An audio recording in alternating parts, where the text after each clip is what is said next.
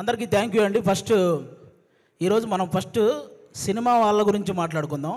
2 సినిమాని చంపేసే వాళ్ళ గురించి మాట్లాడుకుందాం. 3 మన సినిమా గురించి మాట్లాడుకుందాం. ఓకేనా? ఓకే. కానీ తెలుగు సినిమా అనగానే ఎక్కడ ఏ ఈవెంట్ జరిగినా ఇలా వచ్చేసే ముందు తెలుగు ఆడియన్స్ అందరికీ కూడా థ్యాంక్ యూ సో మచ్ అండి. ఎందుకంటే తెలుగు సినిమా అంటేనే ఒక ఎమోషన్ అనమాట. రీసెంట్గా మీరు చూసే ఉంటారు, వారణాసి మూవీ నుంచి ఆ చిన్న మహేష్ బాబు గారి గ్లిమ్స్ రాగానే మైండ్ పోయింది. అసలు అది మైండ్లో నుంచే పోవట్లేదు. అంటే ఈ దెబ్బతో అవతారు కూడా జై బాబు అనాల్సిందే, అలా ఉందన్నమాట. అది ఆల్మోస్ట్ అంటే తెలుగు సినిమా అనగానే గౌరవంగా నమస్కారం పెట్టేలా చేసింది నందమూరి తారక రామారావు గారు, అక్కినేని నాగేశ్వరరావు గారు. అయితే తెలుగు సినిమా అనగానే గర్వంగా శాల్యూట్ కొట్టేలా చేసింది మెగాస్టార్ చిరంజీవి గారు. అయితే తెలుగు సినిమా అనగానే ప్రపంచంలో మనం ఏ మూలకు వెళ్ళినా నేను తెలుగునిరా అని ధైర్యంగా చెప్పుకునేలా చేసింది మాత్రం ఎస్ఎస్ రాజమౌళి గారండి. ఆయనకి నాన్ స్టాప్గా సక్సెస్లు రావాలని మనస్ఫూర్తిగా కోరుకుంటున్నాను. ఇప్పుడు ఆ వారణాసి గురించి ఎందుకు మాట్లాడాల్సి వచ్చిందంటే, ఆ రోజు జరిగిన ఆ గ్లోబల్ ఈవెంట్ అంత సక్సెస్ అవ్వడానికి one of the main reason మన సుమగారికి నిజంగా అసలు మామూలు విషయం కాదు. అంటే అంత పెద్ద ఈవెంట్లో చిన్న అంతరాయం కలిగినా కూడా ఆవిడ మేనేజ్ చేసిన విధానం మాత్రం వేరే లెవెలు. అందుకే సుమగారికి ఒక్కసారి గట్టిగా క్లాప్స్ కొట్టాలి ఆ విషయంలో మాత్రం. అదొక్కటే కాదు, ఈ ప్రేమ అంటే సినిమా కంటే ముందు మీకు అసలు సుమ అంటే ఏంటో చెప్తాను మీకు. అసలు జనరల్గా మీరు Sukumar universe, Lokesh Kanagaraj universe, Sujeeth universe ఇవన్నీ చూసుంటారు కదా. కానీ సుమ యూనివర్స్ అనేది వీటన్నిటికంటే పెద్దది. ఎందుకంటే ఒక డైరెక్టర్ తన ముందు సినిమాకి తర్వాత వచ్చే సినిమాకి మధ్య ఒక లింక్ ఉంటే దాన్ని యూనివర్స్ అంటారు కదా.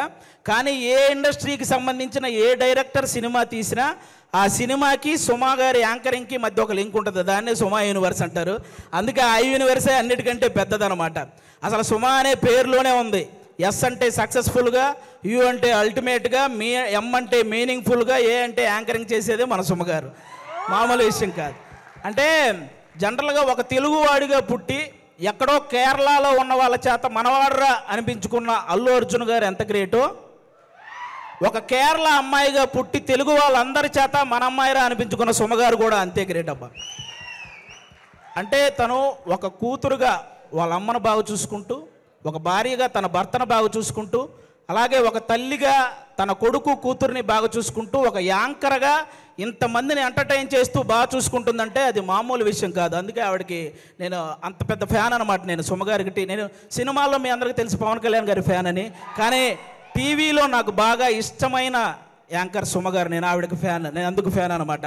బేసిక్గా హీరోల్లో ఫ్యామిలీ హీరోలు ఉంటారు, మామూలు హీరోలు ఉంటారు. అలాగే యాంకర్లో కూడా మామూలు యాంకర్లు, ఫ్యామిలీ యాంకర్లు ఉంటారు. ఫ్యామిలీ హీరో విక్టరీ వెంకటేష్ గారు అయితే ఫ్యామిలీ యాంకర్ మన సుమగారు. అంటే తెలుగు సినిమా ఇండస్ట్రీకి అమ్మాయిలు రావాలంటే ఎక్స్పోజింగ్ చేయాలి, లేకపోతే కమిట్మెంట్ ఇవ్వాలి, ఇలాంటి తప్పుడు ప్రచారాలు చేస్తూ చాలామంది చెప్తుంటారు.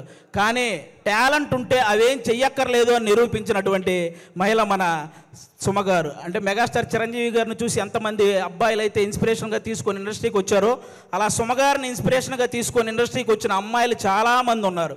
ఆ విధంగా కూడా ఆమెకి హ్యాట్స్ ఆఫ్ చెప్పుకోవాలి. ఒక ఈవెంట్ అంటే ఆల్మోస్ట్ 4 గంటలు నిలబడి ఆవిడ ఒక్కటే ఎంటర్టైన్ చేస్తూ ఉంటుంది. అలాగే ఒక టీవీ షో చేయాలంటే ఆల్మోస్ట్ 14 గంటలు నిలబడాలి. అంటే ఈవెన్ లేడీస్ ప్రాబ్లమ్స్ ఉన్నా కూడా ఆ పెయిన్ ఫేస్ మీద తెలియకుండా ఇంతమందిని ఎంటర్టైన్ చేస్తూ వస్తుంది. అంటే తను నిలబడి ఒక షోని నిలబెట్టగలిగే ఏకైక యాంకర్ మన సుమగారు. ఆల్మోస్ట్ ఇప్పుడు కాదు, 91లో వచ్చారండి. 91 నుంచి, అంటే 34 సంవత్సరాల నుంచి నాన్ స్టాప్గా మనందరినీ ఎంటర్టైన్ చేస్తూ తన ప్రమోషన్స్తో ఎన్నో సినిమాలను సక్సెస్ చేసిన సుమగారికి కూర్చొని కాదు, ఒక్కసారి అందరూ స్టాండింగ్ ఓవేషన్ ఇచ్చి క్లాప్స్ కొట్టాలని మనస్ఫూర్తిగా కోరుకుంటున్నాను. సీరియస్లీ అసలు అంటే నాకు ఇష్టమైన హీరోలకి, కమెడియన్లకి, డైరెక్టర్లకి, వీళ్ళందరికీ చాలామందికి పద్మశ్రీ, అలాగే పద్మభూషణ్ ఇలాంటి అవార్డులు మీరు రావటం చూశారు. అవన్నీ మనకు కూడా చాలా హ్యాపీనెస్ని ఇచ్చాయన్నమాట. తన ప్రొఫెషన్లో ఇంతమందిని ఎంటర్టైన్ చేస్తూ ఇంతమంది చేత ఒక గౌరవం దక్కించుకున్నటువంటి సుమగారికి కూడా అలాంటి అరుదైన గౌరవం దక్కాలని నేను మనస్ఫూర్తిగా కోరుకుంటున్నాను. నిజంగా థ్యాంక్ యూ సో మచ్ సుమగారు. మీతో పాటు ఈ సినిమాలో చేయడం నిజంగా మా అందరి అదృష్టం. అది నేను షోల్లో చాలాసార్లు అప్పుడప్పుడు ఈవెంట్స్లో చేశాను, కానీ ఒక ఫుల్ ప్లెడ్జ్డ్గా ఎప్పుడు మీతో పాటు ఒక ట్రావెల్ చేయలేదు. ఈ సినిమాలో చేయగలిగాను కాబట్టి నిజంగా థ్యాంక్ యూ సో మచ్ అండి దానికి. Thank you. ఇప్పుడు అది ఒక్కటే మాట అంటే, నేను మళ్ళీ మీ మీద పని చేస్తే ఈ సీరియస్నెస్ అంతా పోతుంది. సో నేను దీన్ని చాలా సీరియస్గానే తీసుకుంటున్నాను. అండ్ అలాగే అది అయిపోయింది కాబట్టి టాపిక్, వెనకాల వచ్చింది మా అక్క అనుకున్నారు, మా అమ్మ. మీ అమ్మగారు? అవును, యంగ్ అండ్ డైనమిక్. అది థ్యాంక్ యూ సో మచ్ అండి. అలాగే ఇప్పుడు మనం సినిమా వాళ్ళ గురించి మాట్లాడుకున్నాం, ఇప్పుడు సినిమాని చంపేసే వాళ్ళ గురించి మాట్లాడుకుందాం, ఓకేనా? బేసిక్గా సినిమా ఇండస్ట్రీలో ఉన్న పెద్ద పెద్ద వాళ్ళందరికీ ఒకే ఒక్క ఇదండి, ఎవరైతే సినిమా ఇండస్ట్రీలో రైటర్స్ ఉంటారో వాళ్ళని మాత్రం ఇంకొంచెం కేరింగ్గా ఇంకొంచెం వాల్యూ ఇవ్వాలని వాళ్ళకి నేను మనస్ఫూర్తిగా కోరుకుంటున్నాను. ఎందుకంటే రైటర్ అంటే వాడు ఇచ్చింది తీసుకుంటూ చెప్పింది రాసుకుంటూ వెళ్ళిపోతాడనే ఒక చిన్న ఆలోచన నుంచి రైటర్ అనేవాడు ఒక్కసారి నాకు ఎందుకులే అనుకుంటే ఇండస్ట్రీలో ఎవ్వరికీ పని ఉండదు అనే ఒక పెద్ద ఆలోచన చేయాలని నేను మనస్ఫూర్తిగా కోరుకుంటున్నాను. ఎందుకంటే సినిమా ఇండస్ట్రీకి రైటర్ అనేవాడే ఒక హార్ట్ లాంటి వాడు. గుండె కొట్టుకోకపోతే ప్రాణం పోద్ది, అలాగే రైటర్ అనేవాడు పెన్ను పట్టుకోకపోతే ఖచ్చితంగా సినిమా పోద్ది. అందుకే రైటర్లందరినీ ఒక్కసారి సినిమా ఇండస్ట్రీలో ఉన్న రైటర్లందరినీ గ్యాదర్ చేసి వాళ్ళ కష్టసుఖాలు తెలుసుకొని వాళ్ళకు ఒక నూతన ఉత్సాహాన్ని ఇస్తే ఆటోమేటిక్గా మంచి సినిమాలు వస్తూ ఉంటాయి. ఎందుకంటే 1000 కోట్లకు సంబంధించిన వారణాసి లాంటి ప్రాజెక్ట్ రాయగలిగిన రైటర్లు కూడా మన దగ్గర ఉన్నారు, కానీ కనీసం వాళ్ళ అమ్మకి 1000 రూపాయల మందులు కొనుక్కునే స్థితి కూడా లేక వాళ్ళ టాలెంట్ అలాగే వెనకపడిపోతూ ఉంది. అలా రైటర్స్ అందరినీ ఒక్కసారి గ్యాదర్ చేసి వాళ్ళకు ఒక నూతన ఉత్సాహం ఇవ్వాలని సినిమా ఇండస్ట్రీ పెద్దవాళ్ళందరికీ నేను ఒకసారి మనస్ఫూర్తిగా కోరుకుంటున్నాను. అలాగే మీరందరూ గమనిస్తే ఆల్మోస్ట్ సంవత్సరానికి 150-200 సినిమాలు రిలీజ్ అయితే పట్టుమని 10 సినిమాలు కూడా ఆడట్లేదు సినిమా ఇండస్ట్రీలో. అంటే సినిమాలేమో ఆకాశంలో చుక్కల్లాగా లెక్క పెట్టలేనని వస్తున్నాయి, హిట్లు మాత్రం మన చేతికున్న వేలలాగా లెక్కబట్టగలిగే అన్ని కూడా రావట్లేదు. అంటే దానికి అంటే ఏదైతే ఎంత కష్టం వచ్చినా నిలబడ్డ ఆ 4 ప్రొడ్యూసర్లు వాళ్ళ సంగతి పక్కన పెడితే ఎంతమంది ప్రొడ్యూసర్లు ఇలా వచ్చి మళ్ళీ అలా ఊరెళ్ళిపోతున్నారో మీకు తెలియదు. అంటే కొన్ని 100 కోట్ల నష్టం అవి భరించలేక మళ్ళీ తెచ్చుకున్న పరువును కాపాడు కోసం ఆ ఇస్త్రీ చొక్కాలు వేసుకొని ఈఎంఐలు కడుతూ ఉన్న ప్రొడ్యూసర్లు ఇంకా చాలామంది ఉన్నారు. అంటే దేనికంటే ఇదంతా ప్రతి ఒక్కరు ఏదో ఒక సలహా ఇచ్చేయడమే. మలయాళంలో మంజుమాల బాయ్స్ అని ఒక సినిమా చూసి అలాంటి సినిమా మన వాళ్ళు ఎందుకంటే తీరండి అని, పోనీ అలాంటి సినిమా మన వాళ్ళు తీస్తే అందులో ఐటమ్ సాంగ్ పెట్టలేదని ఏడుస్తారు.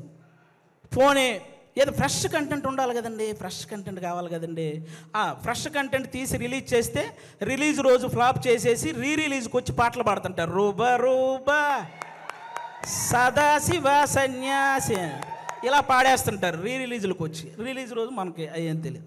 అలా అంటే ఆ విధంగా ఎవరికి వాళ్ళు సలహాలు ఇచ్చేసి ఆ సినిమాని ఏదో రూపంలో చంపేస్తూ వస్తున్నారు. దానివల్ల ఎక్కువ నష్టం ప్రొడ్యూసర్లకే జరుగుతుంది. వీటన్నిటికంటే ఏదైతే కొన్ని సంవత్సరాల నుంచి మన తెలుగు సినిమాకి బొమ్మ చూపించిన ఐ బొమ్మ అనేది ఒకటి ఉందో ఆ దరిద్రం ఇప్పటితో అయితే పోయింది. కానీ దానికంటే పెద్ద దరిద్రం ఏముందంటే సోషల్ మీడియాలో వచ్చే నెగిటివిటీ. అంటే లెజెండరీ యాక్టర్స్ దగ్గర నుంచి ఇప్పుడిప్పుడే ఎదుగుదామని వస్తున్న ప్రతి యాక్టర్ మీద కూడా సోషల్ మీడియాలో విపరీతమైన నెగిటివిటీ. అది కొంతమందికి ఇప్పుడు నాలాంటి వాడు మీరు చేశారనుకో నాకు పెద్ద బాధ ఏమి ఉండదు, నేను మా ఇంట్లో అమ్మా నాన్నలకు నేను చెప్పుకోగలను, అవేం పర్లేదు నేను చూసుకుంటాను. కానీ కొంతమంది అందరికీ అలా ఉండదు. కొంతమంది వాళ్ళ పేరెంట్స్ సెన్సిటివ్ అయి ఉండొచ్చు, ఆ పర్టికులర్ యాక్టర్ సెన్సిటివ్ అయి ఉండొచ్చు. అలా ట్రోల్ చేయడం వల్ల వాళ్ళు మనస్తాపానికి గురైపోయి ఖచ్చితంగా వాళ్ళు చేసే ప్రాజెక్టుల విషయంలో కానీ వాళ్ళు చేసే పనుల విషయంలో కానీ వెనకపడుతూ ఉంటారు. అది మీరు గమనించాలి. నేను ఓన్లీ ఏదో చిన్న చిన్న వాళ్ళ గురించి చెప్పట్లేదు, మన తెలుగు సినిమాని ఆల్మోస్ట్ మన దేశాన్ని తలెత్తుకునేలా చేసిన రాజమౌళి గారు లాంటి వాళ్ళే ఒక పోస్టర్ వదిలితే దాని మీద ట్రోల్ చేసి ఆయన్ను కూడా తలదించుకునేలా చేస్తున్నాం. అరే ఒక అనుకున్న ఈవెంట్లో అనుకున్న టైం ప్రకారం ఒక గ్లిమ్స్ ప్లే అవ్వలేదని ఎమోషనల్ అయ్యాడు. అంటే ఆయనకు ఆ సినిమా పట్ల ఉన్న హార్డ్ వర్క్ గురించి, ఆయనకు ఆ సినిమా పట్ల ఉన్న డెడికేషన్ గురించి మనం హ్యాట్స్ ఆఫ్ చెప్పాల్సింది పోయి అందులో కూడా ఏవో కారణాలు వెతుక్కొని ఎలాగోలాగో ట్రోల్ చేయాలి. అక్కడ తప్పు జరగలేదు అసలు. ఆయన బేసిక్గా నాకు రామాయణం మహాభారతం అంటే చాలా ఇష్టం అని చెప్పిన వ్యక్తి. అలాంటి వ్యక్తి ఎవరైనా రాముడి గురించి నాకు తీసే అవకాశం వచ్చిందని చెప్పిన వ్యక్తి. ఆయన ఆ రోజు హనుమంతుడి మీద అలిగాడే కానీ అవమానించలేదు. ఇది ఒక్కటి అందరూ గుర్తుపెట్టుకోవాలని నేను మనస్ఫూర్తిగా కోరుకుంటాను. ఒకరు కాదు, సినిమా కోసం ఎన్టీఆర్ గారు సన్నబడితే ఆయన మీద ట్రోలింగ్, మన బాలకృష్ణ గారు మాట్లాడితే ట్రోలింగ్, అల్లు అర్జున్ గారు నవ్వితే ట్రోలింగ్, సాయి ధర్మ తేజ్ గారు యాక్సిడెంట్ అయ్యి ఆయనకు మాట్లాడడానికి ఇబ్బందిగా ఉంటే దాని మీద కూడా ట్రోలింగ్. అరే మనం బయట దేశాలకు వెళ్తే జస్ట్ మనం బాహుబలి అంటే కానీ ఓ మీరు ఇండియనా అనే పరిస్థితి ఉండదు. అలాంటి ప్రభాస్ గారి లుక్స్ మీద ట్రోలింగ్, రామ్ చరణ్ గారి చికిరి చికిరి అనే సాంగ్ పక్క దేశాల వాళ్ళు కూడా రీల్ చేస్తున్నారు. అలాంటి ఆ స్టెప్పుల మీద ఇక్కడ ట్రోలింగ్. ఒకరు కాదు, విజయ్ దేవరకొండ గారి మీద మన ఇండస్ట్రీ వాళ్ళే ట్రోలింగ్. అంటే ఒక వ్యక్తి ఇంకా అంతకు మించి ట్రోలింగ్, అంత మానసికంగా ఒక వ్యక్తిని కుంగదేయాల్సిన పనే ఉంది. ఇప్పుడు బాహుబలి, RRR, పుష్ప ఎలాగో ఒక వర్గానికి అర్జున్ రెడ్డి లాంటి సినిమా కూడా అలాగే. అతనికి బౌన్స్ బ్యాక్ అయ్యే టైం కూడా ఇవ్వకుండా అతని మీద అంత ట్రోల్స్ చేస్తూ ఉంటే అతను ఎంత ఇబ్బంది పడతాడో ఆలోచించాలి. ఒక శ్రీలీల అని ఒక తెలుగు అమ్మాయి ఇక్కడి నుంచి బాలీవుడ్, తమిళనాడు ఇలా వెళ్ళి అన్ని ఇండస్ట్రీల్లో వర్క్ చేస్తుంటే ఆ అమ్మాయి డ్యాన్స్ చేస్తుంది కానీ యాక్టింగ్ పెద్ద. ఇప్పుడు భగవంత్ కేసరి అనే సినిమా నేషనల్ అవార్డు దృష్టికి వెళ్ళిందంటే బాలకృష్ణ గారి పర్ఫార్మెన్సు, అలాగే అనిల్ రావుపూడి గారి కథతో పాటు శ్రీలీల గారి పర్ఫార్మెన్స్ కూడా వన్ ఆఫ్ ద రీజన్ కదా. అలాంటి అమ్మాయిని అంత బ్లేమ్ చేయడం ఏంటి? ఒకటిగా మెగాస్టార్ చిరంజీవి గారి మీద డీప్ ఫేక్ AI వీడియోలు చేశారబ్బా. ఇంతకంటే దరిద్రం ఏమైనా ఉంటుందా? నాకు తెలిసి ఆయన రికార్డులు కొట్టిన పోస్టర్లు గోడల మీద పడేటప్పుడు ఆ ట్రోలింగ్ చేసినోడు వాళ్ళ అమ్మ కడుపులో కూడా పడి ఉండడు. అలాంటి వ్యక్తులు వాళ్ళు. ఆయన 3 దశాబ్దాలు 1వ నంబర్ పొజిషన్లో ఉన్నప్పుడు వీడికి అసలు ఒకటంటే ఇలా ఉంటుందని కూడా తెలియదు. మన తుఫాన్ వచ్చిన ఆయన సినిమాల కోసం మనం పరిగెత్తుకుంటూ వెళ్తున్నప్పుడు వాడికి నడవటం కూడా వచ్చి ఉండదు. అలాంటి వాడు వచ్చి మెగాస్టార్ చిరంజీవి గారి మీద ట్రోల్స్. అరే మెగాస్టార్ చిరంజీవి గారు ఒక స్టేట్కో ఒక క్యాస్ట్కో సంబంధించిన వ్యక్తి కాదు, ఒక దేశం గర్వించదగ్గ వ్యక్తి మెగాస్టార్ చిరంజీవి గారు. అలాంటి వ్యక్తి మీద ట్రోలింగ్. ఈ ట్రోలింగ్ ఎందుకు, వీటి వల్ల సినిమా ఎందుకు చనిపోతుంది అంటున్నానంటే, నేను హీరోల మీద ట్రోలింగ్ చేయడం వల్ల, ఇంతమంది స్టార్ హీరోల మీద ట్రోలింగ్ చేయడం వల్ల రేపొద్దున తెర మీద వాళ్ళు హీరోయిజం చూపించినా అది చాలా కామెడీగా అయిపోతుంది నార్మల్ జనాలకు, చూసే వాళ్ళకి. అందుకే ఆ హీరోయిజం ఫెయిల్ అవుతుంది కాబట్టే సినిమాలు ఫెయిల్ అవుతున్నాయి. అరే 100 కోట్లు ఖర్చు పెడుతున్న ప్రొడ్యూసర్లు ఒక పక్క ఒక సినిమా హిట్ అయితే ఇంటికెళ్ళి మా అమ్మ నాన్నకు చెప్పుకుంటామని వెయిట్ చేస్తున్న డైరెక్టర్లు, ఒక సక్సెస్ వస్తే కానీ ఇంకో సినిమాలో మళ్ళీ కంటిన్యూ చేయరు అని ఆశపడే టెక్నీషియన్స్, అరే ఫ్యామిలీస్ని వదిలేసి అభిమానుల కోసం హిట్ ఇవ్వాలని చెప్పి కష్టపడుతున్న హీరోలు, ఒక సినిమా హిట్ అయితేనే జీతం పెరుగుతుందని ఆశించే సినిమా కార్మికులు, ఇంతమంది కష్టాన్ని ఒక చిన్న నెగిటివిటీ ట్రోలింగ్తో మీరు కంప్లీట్గా దాన్ని చంపేస్తున్నారు. ఒక్కరు కాదండి, అసలు ట్రోలింగ్ అంటే ఇప్పుడు మీరు బ్రహ్మానందం గారి రియాక్షన్స్తో మీరు ట్రోల్ చేస్తారు, అవి మేము కూడా నవ్వుకుంటాం, అందరూ నవ్వుకుంటారు. కానీ ట్రోలింగ్ అనేది నవ్వుకునేలా ఉండాలి కానీ నవ్వుల పాలు చేసేలా ఉండకూడదని ఒకసారి ఆ చేసే వాళ్ళకి నేను మనస్ఫూర్తిగా కోరుకుంటున్నాను.